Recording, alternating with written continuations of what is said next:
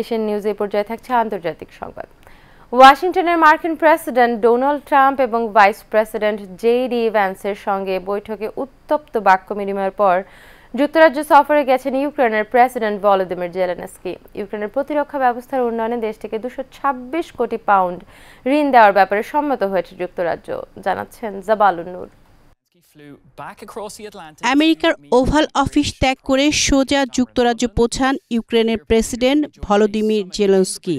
এ সময় লন্ডনের 10 নম্বর ডাউনিং স্ট্রিটে ইউক্রেন সমর্থনে স্লোগান দিতে দেখা যায়।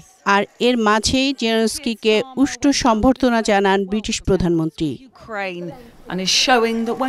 পরে ব্রিটিশ প্রধানমন্ত্রীর সরকারি দপ্তরে দ্বিপক্ষীয় বৈঠক অনুষ্ঠিত হয়।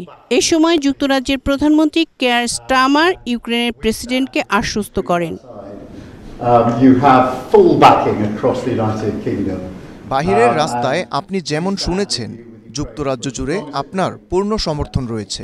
আমরা আপনার সাথে, ইউক্রেনের সাথে যতদিন সময় লাগতে পারে ততদিন ধরে আছি।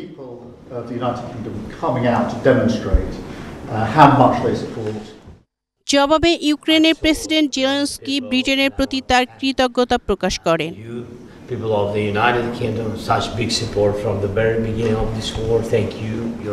এই যুদ্ধের শুরু থেকে এত বড় সমর্থনের জন্য আমি আপনাকে ও যুক্তরাজ্যের জনগণকে ধন্যবাদ জানাতে চাই।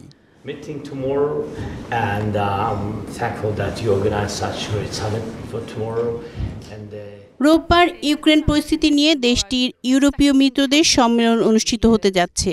এর আগে আমেরিকার ওভাল অফিসে ইউক্রেনের প্রেসিডেন্টকে এক প্রকার হেনস্থা করার প্রতিবাদ জানায় ফ্রান্স, কানাডা, জার্মানি, ইউরোপীয় ইউনিয়ন সহ অন্যান্য দেশ।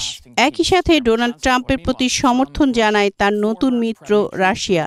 পরে স্থায়ী শান্তি অর্জনের জন্য ইউক্রেনের প্রতিরক্ষা ব্যবস্থার উন্নয়নে দেশটিকে 2.26 মিলিয়ন পাউন্ড ঋণ দেওয়ার ব্যাপারে সম্মত হয় যুক্তরাজ্য। জাবালুন নূর, এশিয়ান টেলিভিশন।